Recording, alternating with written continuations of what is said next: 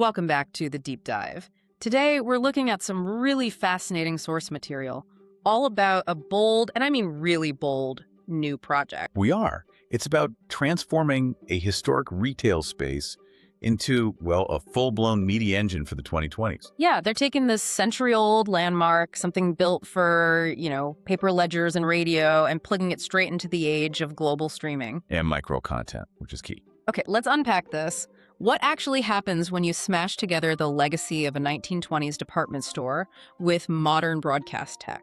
Well, that's the central question, isn't it? The project we're focused on is the Donn Allan Experience. It's happening in San Pedro, California, but the implications here are, frankly, global. For any downtown, really. Any downtown that's gone quiet. The sources make it really clear this isn't just a renovation. They're installing a whole new operating system. An operating system for a building. I like that. So let's set the stage. What was the problem they were trying to solve here? It really starts with the atmosphere of the place. The heavy silence. The sources get pretty emotional about that. They describe a specific kind of sadness inside the building. They do. That heavy, dusty silence. It's what happens when decades of just human energy, commerce, it all just evaporates. And that silence, that's really the enemy they're fighting against, right? It's like a physical symptom of economic decline. Precisely. We're talking about the 1922 J.C. Penney building on West 6th Street. And you have to remember, J.C. Penney wasn't just a store. It was an anchor. It was the anchor.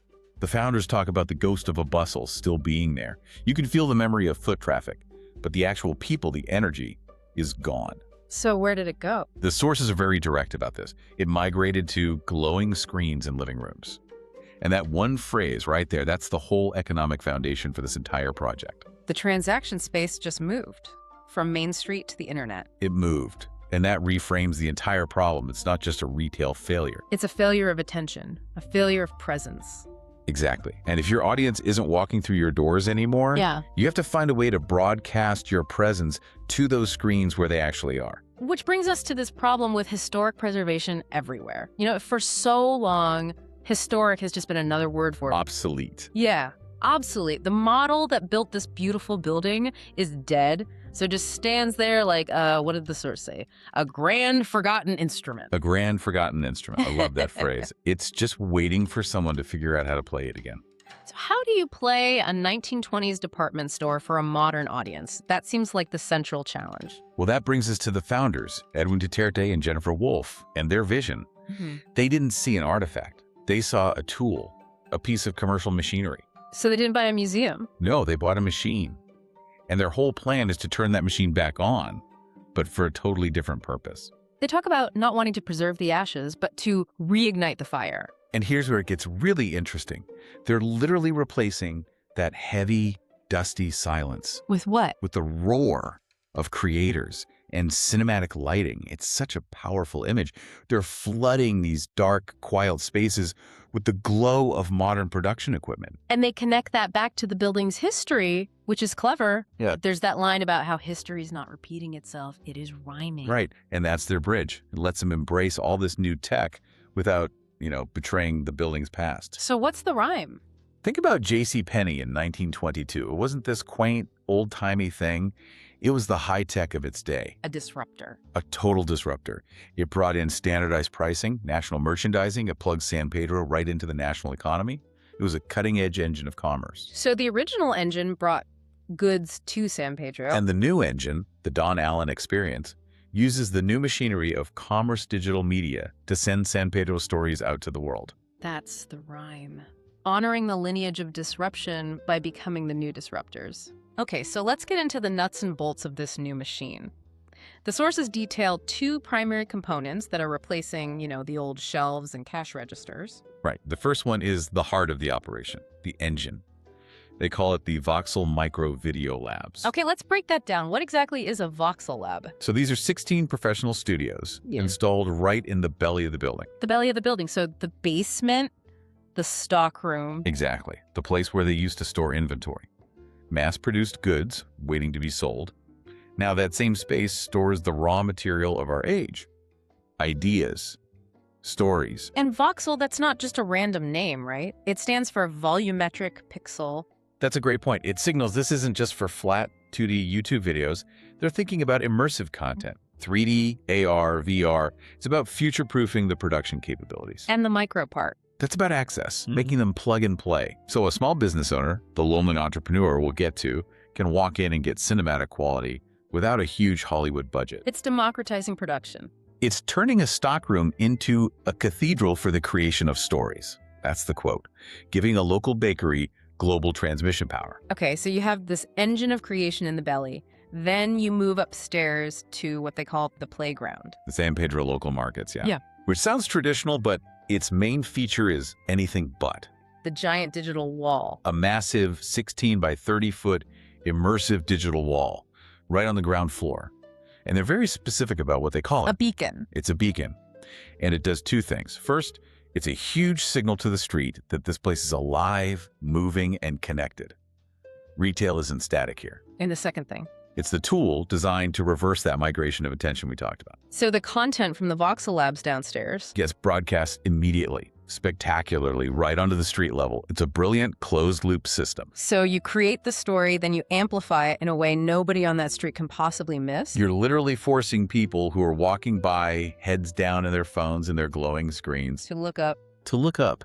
and see this monumental screen showing them stories from their own community. It's basically a technological intervention in urban design. Okay, we have the place, we have the tech. Let's talk about the people. The founders' titles are, interesting. We have Edwin Duterte, the builder and strategist. Which makes sense. He's handling the architecture, the business model, the tangible stuff. But then you have Jennifer Wolfe, the storyteller and healer.